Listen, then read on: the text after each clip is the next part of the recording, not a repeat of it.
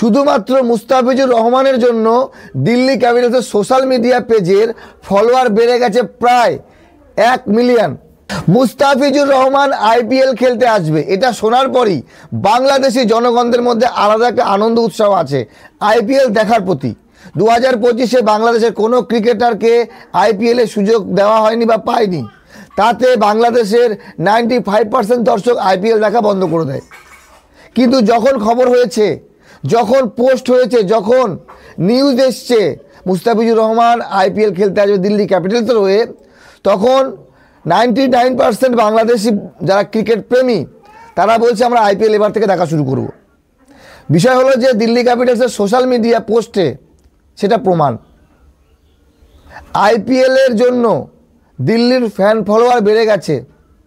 Mustafizur Rahman IPL খেলতে আসবে দিল্লি ক্যাপিটালসের হয়ে 2 বছর বাদে, এই একটা সোশ্যাল মিডিয়া পোস্ট করার পর রাতারাতি দিল্লি ক্যাপিটালসের ফলোয়ার বেড়ে গেছে 1 মিলিয়ন।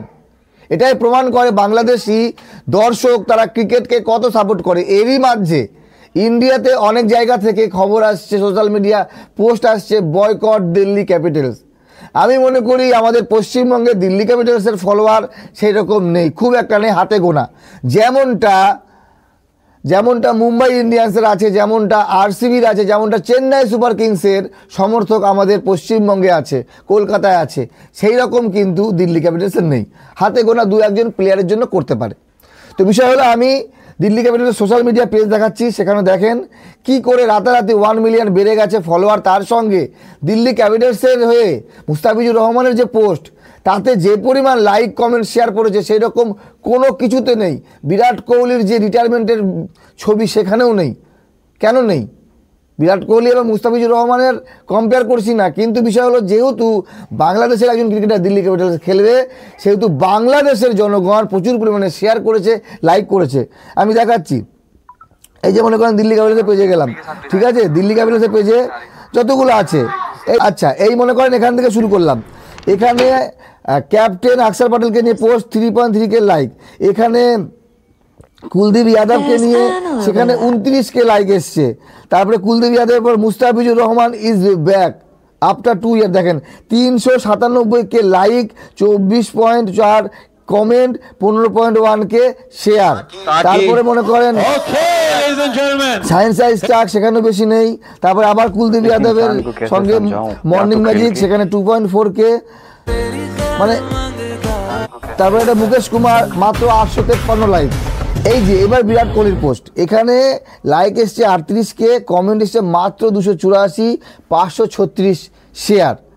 বিরাট কোহলি এই মুহূর্তে বিশ্ব ক্রিকেটের সবথেকে চর্চার বিষয়, কারণ যেভাবে টেস্ট ক্রিকেট থেকে অবসর নিলেন এবং বর্তমানে বিশ্ব ক্রিকেটে সেরা ব্যাটসম্যানদের মধ্যে সেরা, তো সেই কিং কোহলির একটি পোস্টে মাত্র 38K লাইক। তো এখানে বোঝা যাচ্ছে যে বাংলাদেশি ফ্যান ফলোয়াররা কি পরিমাণে আইপিএলকে ফলো করা শুরু করেছে, দিল্লি ক্যাপিটালসকে ফলো করা শুরু করেছে।